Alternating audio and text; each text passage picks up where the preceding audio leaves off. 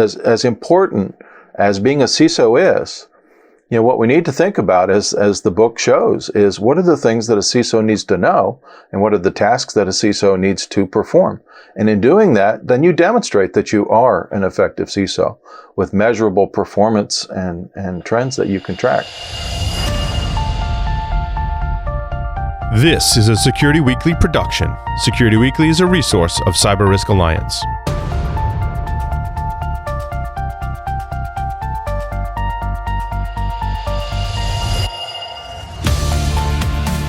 The Cybersecurity Collaborative is proud to present CISO Stories.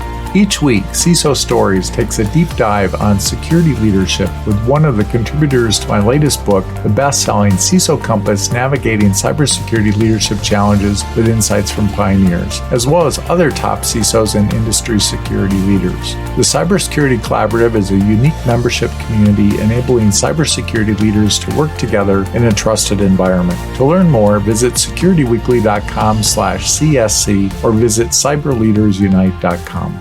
I'm your host, Todd Fitzgerald, and this week we welcome Greg Witte, Senior Security Engineer at Paladin LLC, supporting and directly involved in many of the NIST cybersecurity, privacy, and workforce frameworks. Well, thanks, Todd. It's great to be here. I actually stumbled into it. I was working for a company building networking equipment, and some of our listeners might remember Token Ring, which was a much superior technology that was outstaged by this little upstart called Ethernet. So as the networking company I was working for seemed to be heading towards the way of the dinosaurs, one of my customers in the federal government was experiencing a networking problem that they thought was related to our equipment, but it turned out to be a security problem. And as we investigated that, this was in 1993, I said, this security stuff looks like it's maybe kind of fun. Maybe I'll stick with it for a while. And that's been quite a while. So it's never been boring, and it's always an opportunity for me to build on what I already know and just learn more every day. Yeah, it certainly is a challenging field. And I remember back the Token Ring, Ethernet, and how do you connect all these things together? Those were the challenges back then that we had. Yeah. So you wrote a great piece for the CISO Compass book, Navigating Cybersecurity Leadership Challenges with Insights from Pioneers. And you talked about using the NICE framework to attract talent. Could you tell us a little bit about the NICE framework? And am I pronouncing it? Is it pronounced nice? It's nice. Yep, it's nice. Nice. Yep, I'm really fortunate to be a contractor at U.S. NIST. And NIST has had so many different charters. They help lead many of our national initiatives to help improve things. And if you think about many of the frameworks that they've built, most of them are about things that someone should do. Someone should do these controls. Someone should apply these functions. Someone should think about supply chain. But one of the critical needs that was identified, long ago, really, was that we also need to think about the who or whom. Who is doing these things? Who can we assign these to? And, one of the things that we've recognized is that, even as we see people graduating with college degrees in cybersecurity, they don't necessarily know all of the different tasks that are going to be needed. If you look at a job requisition, it says, you must do cyber and must have X years of experience and so many years of degree, but it doesn't really talk about what they do or what they need to know or what skills they need to be able to demonstrate. So building on work that DHS and DoD had done, NIST was tasked with developing a national initiative for cybersecurity education so that we could go back to, even at the K through 12 education level, for students at the second, at college and university level, but also even within our workforce. If we think about the fact that every one of us is still a learner. Everything we do, everything I do every day, I'm still learning. So thinking about ways that we can bottle those things we do, the skills that we use to complete tasks that need to be done, how can we bundle those? So the task for NICE is to continually be thinking about, what are those tasks that need to be performed in particular roles? What are the skills and the knowledge that we need to have to be able to do those things? And then how can we express those in different ways through different building blocks to be able to describe work to be done and the workers that will help accomplish those things. So that's been a really exciting part of what NIST has built, and we've been able to help apply that on many different fronts. So do you map the tasks to the skills and the knowledge that's needed? Yes, and in the original NICE framework really laid out a set of work roles that people might fulfill, and then they described the tasks that one might do if you're in that work role. And one of the things that we found was that in doing it, in starting with the work role and working backwards, it really didn't help solve that problem of understanding what is it that needs to be done and what are the skills we need to do it.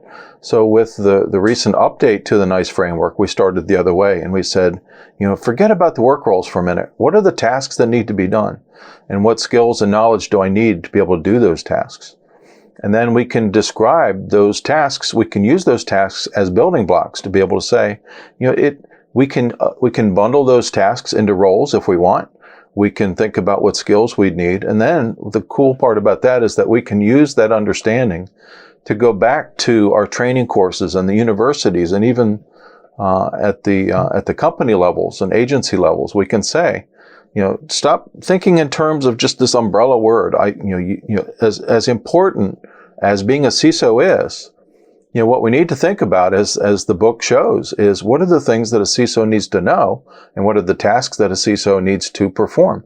And in doing that, then you demonstrate that you are an effective CISO with measurable performance and trends that you can track.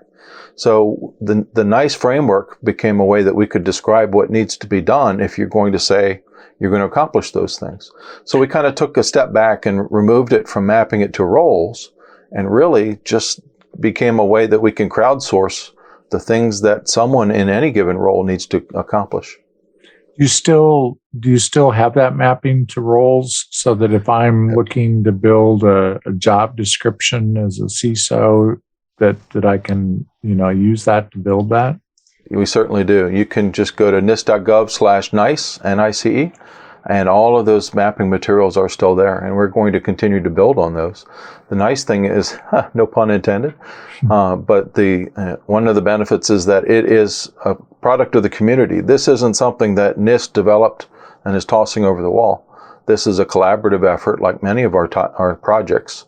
So this is something where everyone can say, hey, I thought of a task that needs to be done. Could you add this to the list? I've thought of some skills that you would need to be able to accomplish this particular task.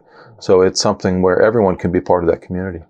And in working for 10 years with the Center for Medicare and Medicaid Services and being entrenched in 853 controls and having to comply with those, I really became appreciative of the materials that NIST puts out because they're very, very detailed, but they're also free, especially as we're looking at budgets and organizations. It's phenomenal work that NIST has done. It's a wonderful team to work with. One of the exciting changes that they're having is that we are trying to move from a world of printed 100-page documents to more of an online digital environment where we can update those tasks as we need to. Where if there's a control that needs to be adapted based on community input, then we can do that. So you'll see that there's a lot more online structure to those controls. There's more online input from the community into the assessment criteria, and that's true for NICE as well. There's online capabilities. So as people think about those tasks and skills and knowledge and the capabilities and capacities those support, that is now something that's becoming an online reference source rather than a multi-100-page PDF that you download. I read not too long ago that the Department of Labor said that cybersecurity jobs were the fastest growing occupation of any of the occupations in the U.S. from now till 2028, and expecting a 32% increase, which is just phenomenal. And they mentioned security analysts. So I'm curious, what jobs are you seeing that are as you've gone through this analysis, that seem to be like the ones that are predominantly, hired within organizations? I think that's a great question. One of the interesting parts about security for me is that so much of it is about trying to make sense of what we see, and especially from a computer security standpoint, but not just CompuSec, but also privacy, supply chain, operational technology, ICS. As we think about all of the things that need to be measured, we need to be able to understand what's really happening. If you think about NIST's Cybersecurity Framework, they built it around 5 functions that said, what is it that matters? How to identify what matters?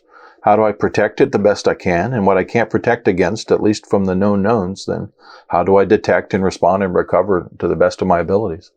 And all of that requires analysis. So I think on many fronts, whether we're being proactive, preventing attacks, or being reactive and trying to decide what's going on, or maybe recovering and being resilient, all of that requires the ability to analyze what's really happening, to take a risk-based approach, because we can't solve all of it. So how do we take a risk-based approach to securing what we can and prioritizing where we should? I think that's an area where that analysis capability is one of the things I love doing most, because it isn't just a crank-turning job. It's not just compliance. It's really figuring out what should I be doing and how could I be doing that? And then how can I build an action plan to get where I think I need to be based on our discussion and based on what the leaders have said. The article this podcast is based upon can be viewed in the best-selling cybersecurity leadership book, CISO Compass, Navigating Cybersecurity Leadership Challenges with Insights from Pioneers.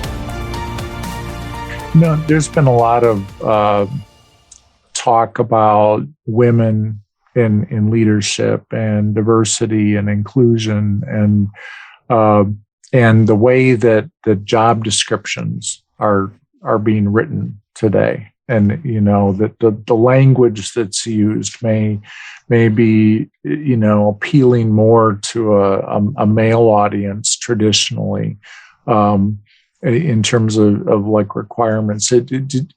Was any of that discussed going into the NICE framework, as far as, how different things were worded to appeal to different, to add more diversity into the workforce? We certainly have made it a priority to encourage diversity.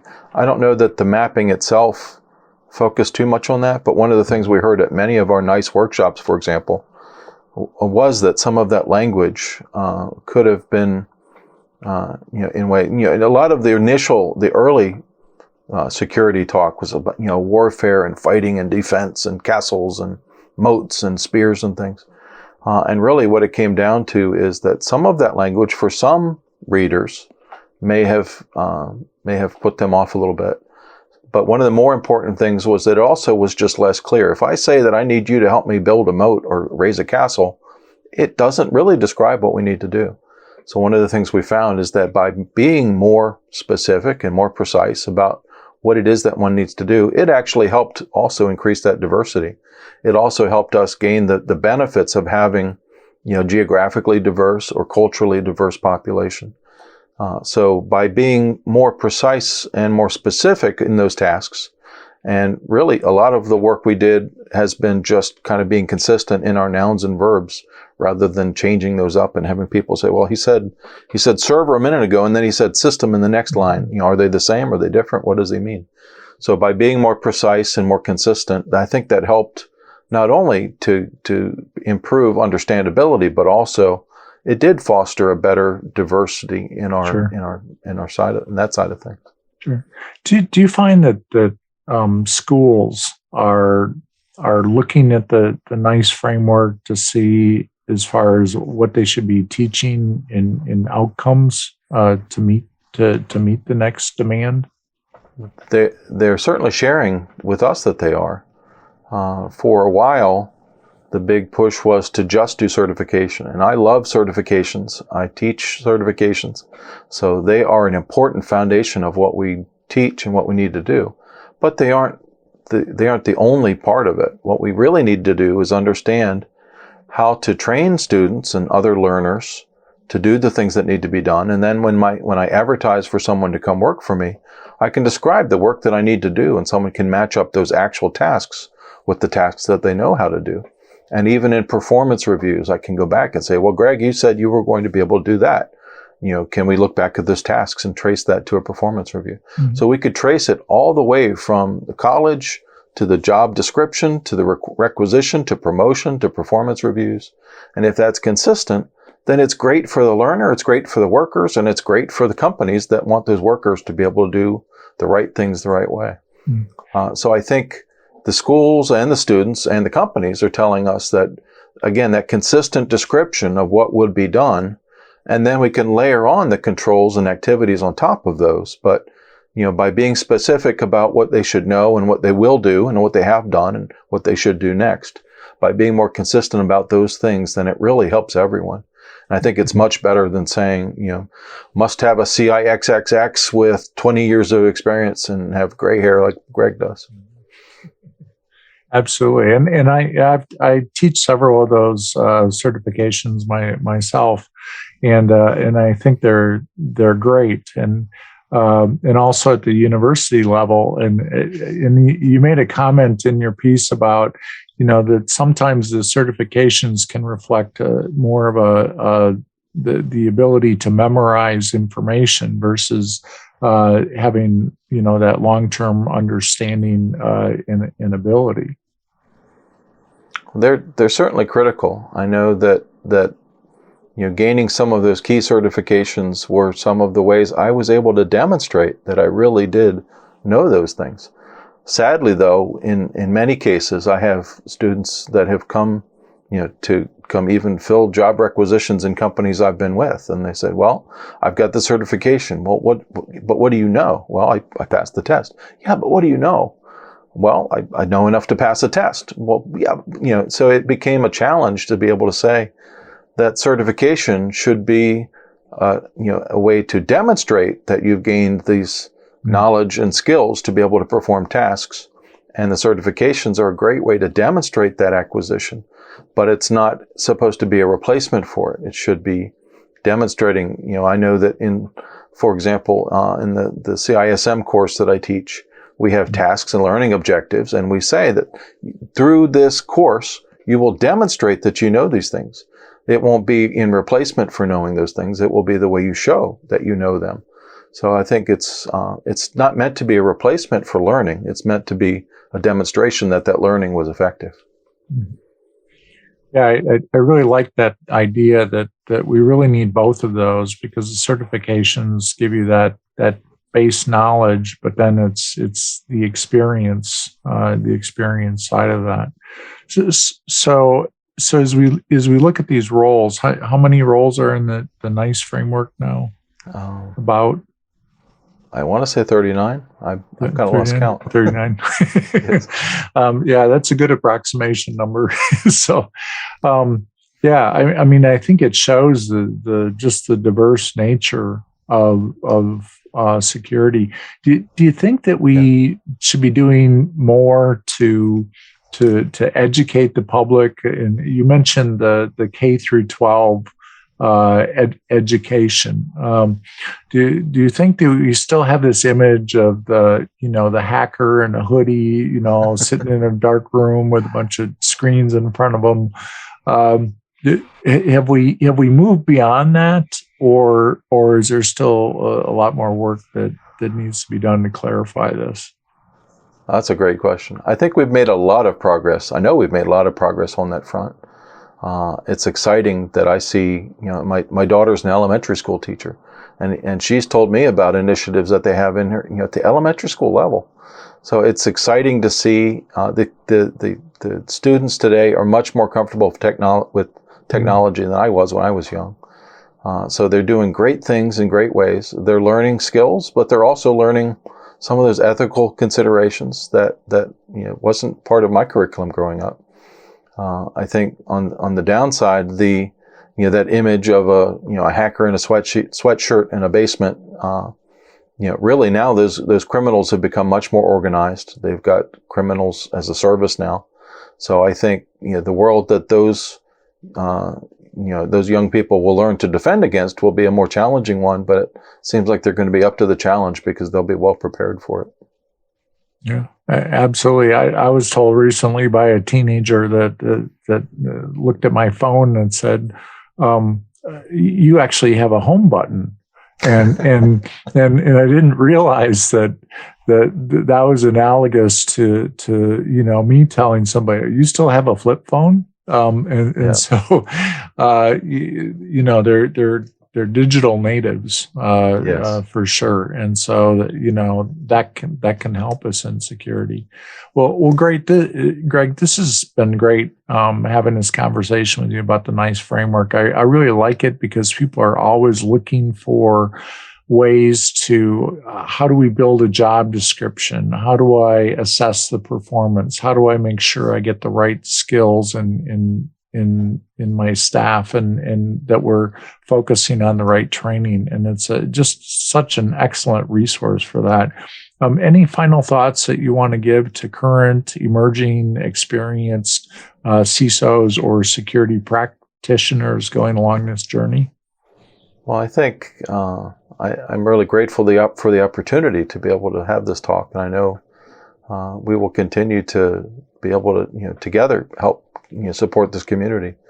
One of the things that I'm pretty proud of is that because I started in a computer factory, I ended up not going to college. I didn't get a degree in this, and I think today I'm not sure that that's something that one could do.